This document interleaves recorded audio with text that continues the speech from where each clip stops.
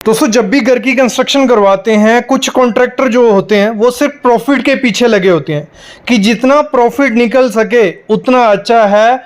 Quality की कोई फिक्र नहीं है कि बाद में घर में क्रैक्स आएंगे या कुछ भी होगा, तो आपको वो बेवकूफ़ और मूर्ख बना सकते हैं। लेकिन अगर ये वीडियो आप देख लोगे, गारंटी है आपके घर की क्वालिटी भी ख़राब नहीं होगी, घर स्ट्रॉन्ग भी बनेगा और आपको मूर्ख वो नहीं बना सकते। कॉन्ट्रैक्टर का काम होता है प्रॉफिट, तो उसको चाहिए 10 से 15% उसका प्रॉफिट होगा चलेगा, लेकिन कुछ रहते हैं कि 30-40% प्रॉफिट आना चाहिए और इस चक्कर में वो आपका नुकसान कर देते हैं। वो नुकसान शुरू कहाँ से होता है? तो सबसे पहले आपको काम करना है, जब भी घर की कंस्ट्रक्शन करवानी है, जब हम क्या करते हैं स्लैब की कास्टिंग करते हैं, तो कॉन्ट्रैक्टर यहाँ भी आपको मतलब बेवकूफ़ बना देगा, आपको आइडिया नहीं लगेगा अगर पता नहीं होगा। तो वो जो थिकनेस होती है, स्लैब की डेप्थ होती है, वो 4 इंच रख देगा, 4-4.5 इंच रख देगा और आपको आइडिया नहीं लगेगा।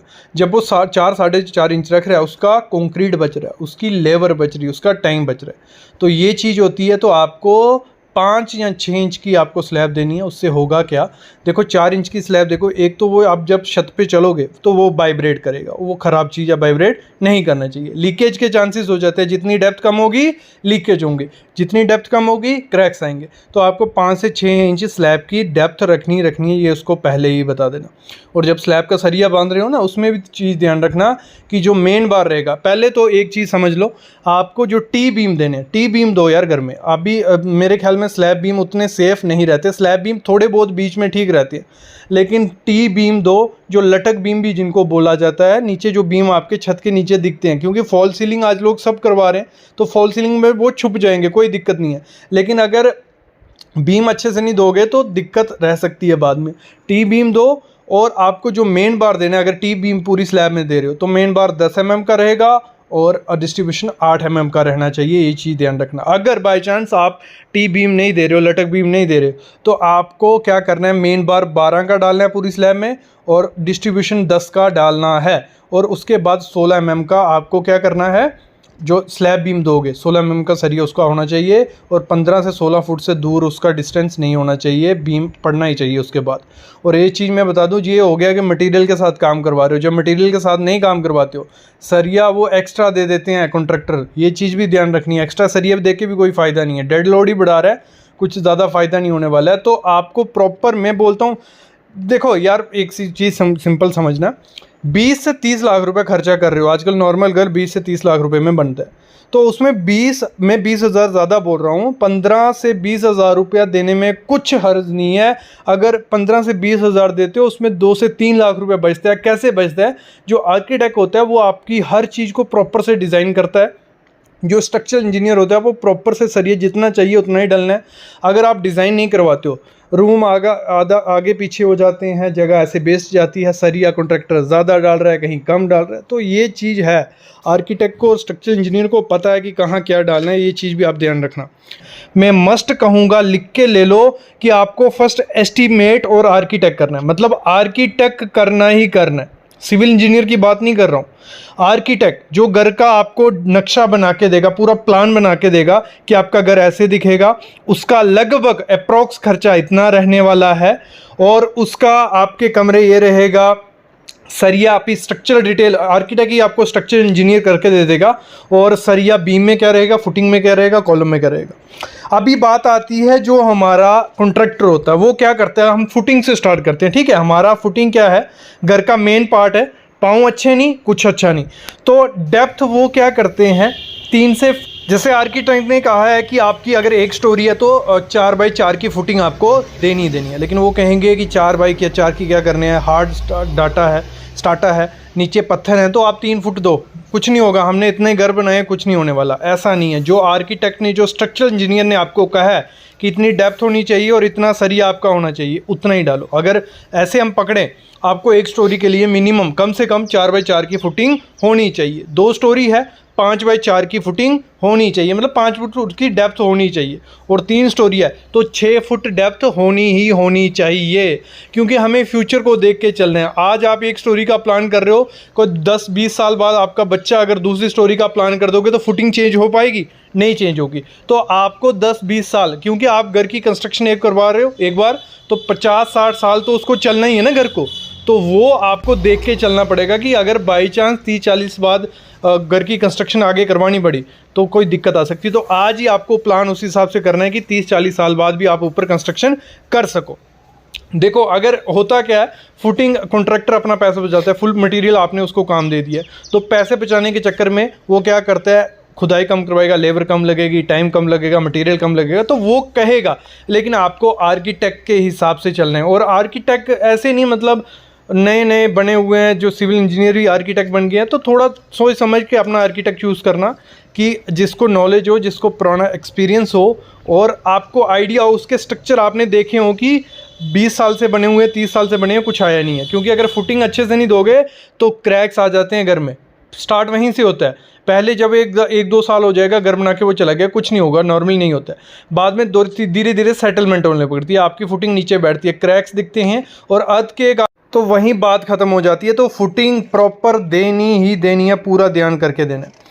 उसी में क्या होता है, जब हम फुटिंग का सरिया दे रहे होते हैं तो उसमें भी ध्यान देना है जितना मेंशन किया है। तो अगर एक स्टोरी है, 1 2 3 स्टोरी आपके, तो फुटिंग में 12 mm का मेन बार और 10 mm का डिस्ट्रीब्यूशन बार करो, ठीक है, फुटिंग में। और जो कॉलम का या बीम का सरिया, देखो वो क्या करता है कॉन्ट्रैक्टर हमारा, कॉलम उस हिसाब से करता है कि जो उसके पास फर्मा पड़ा होता है, जो उसके पास शटरिंग पड़ी होती है ना, बोलता है कि आर्किटेक्ट ने इतना बड़ा दड़ा दे दिया, आपका खर्चा ज़्यादा होगा। तो आपको क्या करना है, जो आर्किटेक्ट ने कहा है, अगर एक स्टोरी है, देखो 9 इंच बाई 9 इंच से छोटा कॉलम आपको नहीं देना, और अगर 2-3 स्टोरी है तो 12 बाई 12 का आपको कॉलम देना ही देना है। और 15 से 17 फुट से ज़्यादा दूर कॉलम नहीं देना, क्योंकि आगे आगे इन्वायरमेंट होता जा रहा है हार्श। तो वो अपना फ़ायदा देखने के लिए ये कहेगा, बोलेगा कि हमने काफ़ी घर बनाए हैं, आज तक इतना हैवी सरिया नहीं दिया। उस आर्किटेक्ट को कुछ नहीं आता है, सिविल इंजीनियर को कुछ नहीं आता है, उसको पता है कि स्ट्रक्चर क्या है, वो कॉन्ट्रैक्टर को नहीं पता होगा। उसको पता है कि देखो पुराने बाकियों के घर मत देखो इस समय, अगर आर्किटेक्ट ने कहा है यहाँ पड़ेगा तो पड़ेगा, क्योंकि बाकी घर कॉन्ट्रैक्टर ने बनाए और उनको आइडिया नहीं है कि किस हिसाब से स्ट्रेसिस रहते हैं, किस हिसाब से फोर्सेस पड़ती हैं, बेंडिंग मोमेंट क्या है, शेयर फोर्स क्या है, उनको कुछ आइडिया नहीं है। कैसे आप अपने घर को अर्थक्वेक प्रूफ बना सकते हो, वो सिर्फ आर्किटेक्ट को, स्ट्रक्चरल इंजीनियर को पता है। तो वो पूरा सिस्मिक लोड देख के, पूरा विंड लोड देख के, हर चीज़ देख के डालते हैं। तो आपको वही कराने, कॉन्ट्रैक्टर अपनी लेबर, मटीरियल, टाइम बचाने के लिए ये आपसे बोल सकता है। और फिर हम वही बोलेगा कि अगर सही से कॉलम और बीम आपने नहीं दिए होंगे, मेन देखो कॉलम का काम है आपके जो लोड है स्लैब का, वो नीचे तक फुटिंग तक पहुंचाना। फुटिंग हमने अच्छे से कर दी, कॉलम अच्छे से कर दिया, तो आपका घर थोड़ा बहुत सेफ हो गया। और बीम का साइज़ भी छोटा कर देते हैं कि इतना बड़ा बीम क्या करना है। तो ये चीज़ भी आपको ध्यान देना ही देना है कि अर्थक्वेक आएगा और दिक्कत बन जाएगी। फिर बात बनती है जब हमारी ब्रिक वर्क होता है, तो ब्रिक वर्क में आप कोई भी यूज़ करो, डबल-AC ब्लॉक बोलते हैं तो डबल-AC ब्लॉक यूज़ कर दो, लाल ईंट बोलते हैं लाल ईंट यूज़ कर दो, कोई दिक्कत उसमें नहीं आने वाली है। लेकिन कंक्रीट बैंड और लिंटल मस्ट देना है। कंक्रीट बैंड क्या हो गया, जैसे हमारी जो खिड़कियाँ होती हैं उनका सिल लेवल होता है, ठीक है, सिल लेवल पे आपको क्या करना है, कंक्रीट बैंड देना है, जिसमें आपको M25 कंक्रीट यूज़ करना है। ग्रेड कौन सा रहेगा, M25। और सरिया आप 8 mm का 2 सरिया डाल दो, कोई दिक्कत नहीं है। वो दोनों कॉलम के बीच थोड़ा थोड़ा घुसा देना। और प्रॉपर से 100 mm का 4 इंच का कंक्रीट बैंड भी प्रोवाइड किया होगा। तो आपके जो घर में क्रैक्स आते हैं ना नीचे फुटिंग से ऊपर, ठीक है, मतलब अगर बाई चांस प्लिंथ थोड़ा सेटलमेंट होती है तो क्रैक्स आते हैं, तो वो वहीं तक रहेगा, सिल लेवल तक, ऊपर नहीं जाएगा। तो आपको वो कंक्रीट बैंड प्रोवाइड करना ही करना है, क्रैक्स नहीं आएंगे। फिर आपको लिंटल देना है। लिंटल दोगे तो क्या होगा, एक तो पूरे घर को पकड़ के रखता है लिंटल, जो आपको कॉलम होंगे ना एक दूसरे से उनकी बॉन्ड बनी जाएगी। एक तो प्लिंथ बीम जो होगा, प्लिंथ बीम भी पकड़ के रखेगा कॉलम को हमारे, फिर हमारा कॉलम दूसरा कौन पकड़ के रखेगा, लिंटल। लिंटल आपके घर को पकड़ के भी रखता है और क्रैक्स नीचे से ऊपर भी नहीं जाती है, तो एक सेफ आपके घर को बना देता है कौन, लिंटल। तो ये अर्थक्वेक के हिसाब से बहुत इंपॉर्टेंट चीज़ है। और ग्रेड आपको M25 से कम यूज़ नहीं करना है। और स्टील उसमें 12 mm के 4 सरिये डाल दो, कोई दिक्कत उसमें नहीं आने वाली है। और डेप्थ आप देख लो 230 बाय 1 फुट का या 300 mm का रख दो, कोई दिक्कत नहीं आएगी। बाकी वो चीज़ें आर्किटेक्ट आपको बता देता है। नेक्स्ट चीज़ आपको क्या करना है, जो भी हाइट होती, मतलब प्लिंथ बीम है ना जो आपका, प्लिंथ बीम की हाइट प्रॉपर रखो। रोड से पहले ही 4 से 5 फीट ऊपर रखो, क्योंकि फ्यूचर में आप अभी रोड ऊंचे होंगे, धीरे धीरे ऊंचे, मतलब 10 20 30 मतलब 60-70 साल के लिए तो घर बना रहे हो ना, तब तक आपके लेवल तक वो पहुंच जाएगा और पानी जाने का अंदर रिस्क रहता है। तो आपको क्या करना पड़ेगा, फिर आपको अपना जो ब्रिक है वो उठानी पड़ता है, मतलब घर को उठा रहे हैं आजकल जो लोग, तो वो खर्चा पड़ता ही पड़ता है। तो आपको प्लिंथ का हाइट 4 फुट रखना ही रखना है, ये चीज़ भी हमेशा ध्यान रखना, ये बहुत इंपॉर्टेंट चीज़ है। और एक और चीज़ देना, जो प्लिंथ प्रोटेक्शन नहीं देते हैं कॉन्ट्रैक्टर बोलते, क्योंकि लोगों को पता ही नहीं है तो वो बोलते हैं ठीक है नहीं पता तो हमें क्या।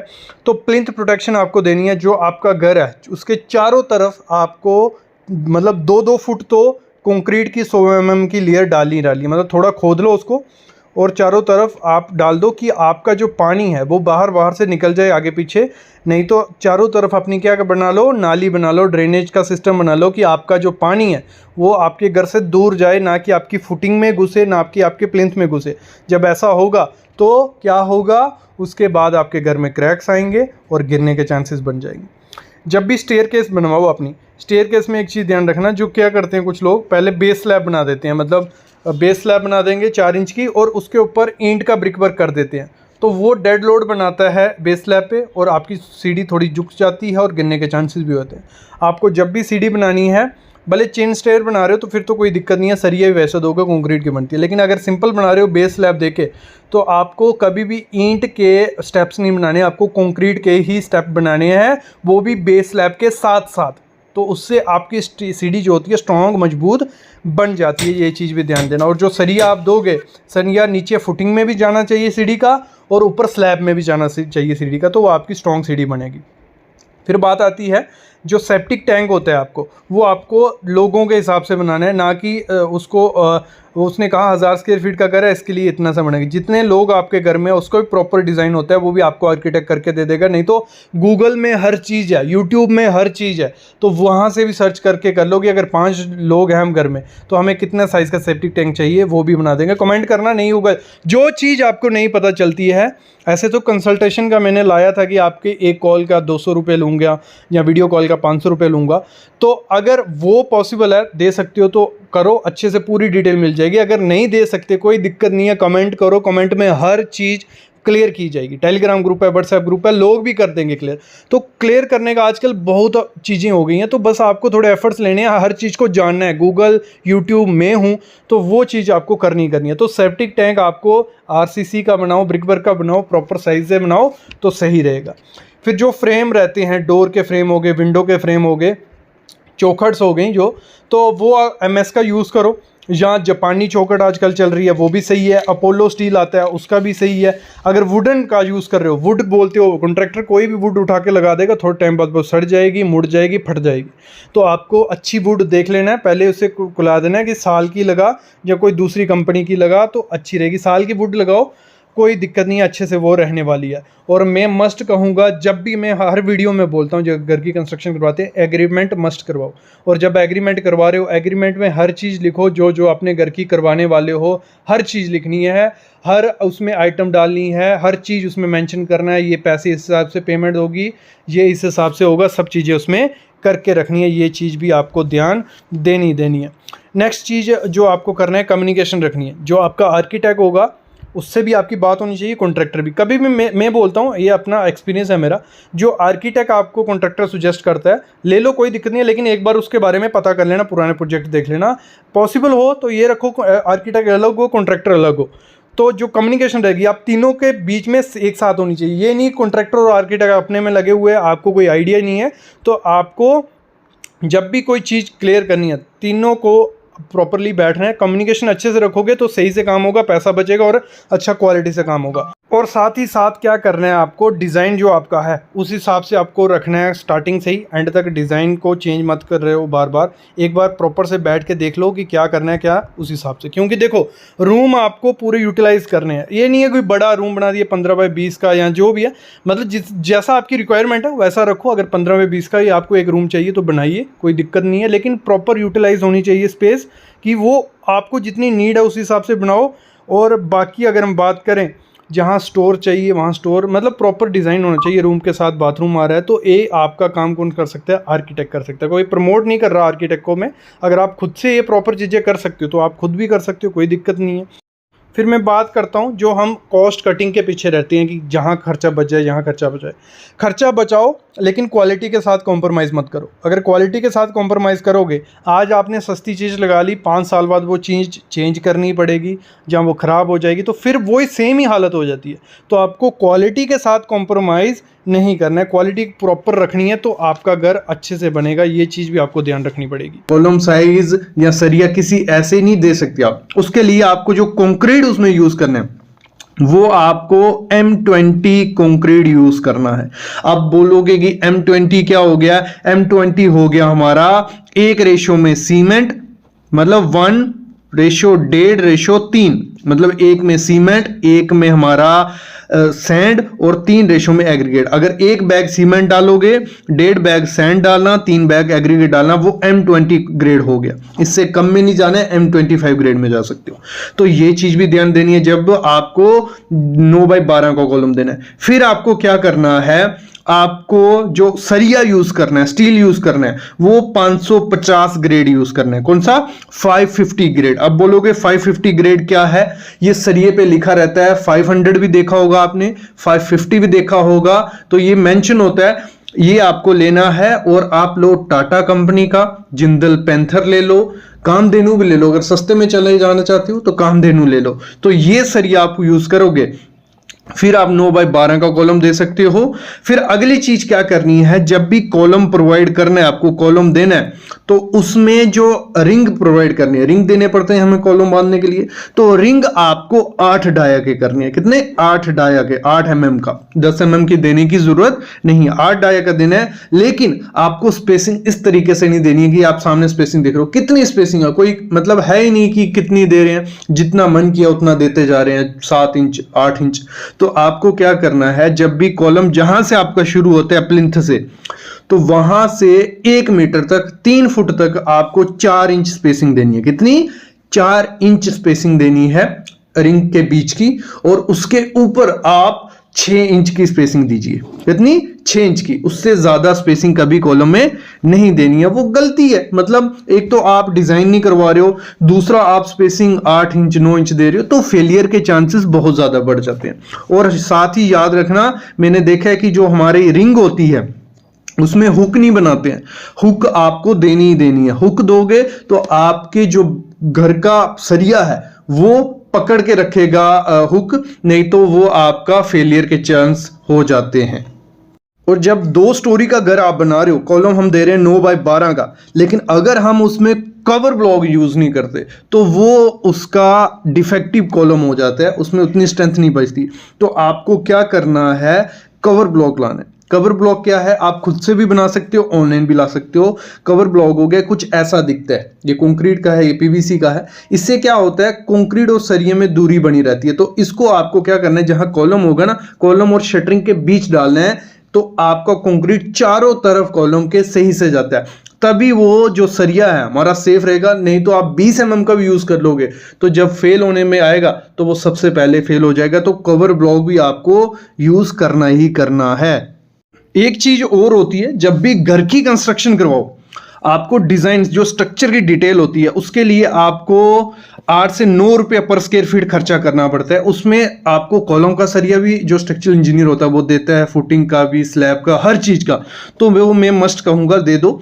बाकी क्या होता है, 9x12 का कॉलम हम 2 स्टोरी के लिए दे रहे हैं। कई जगह आपने देखा होगा 9x9 का भी कॉलम दिया होता है, वो भी गलत नहीं है, 9x9 का भी कॉलम दे सकते हैं। उस केस में हमें क्या करना है, आपको 16 का सरिया यूज करना पड़ेगा।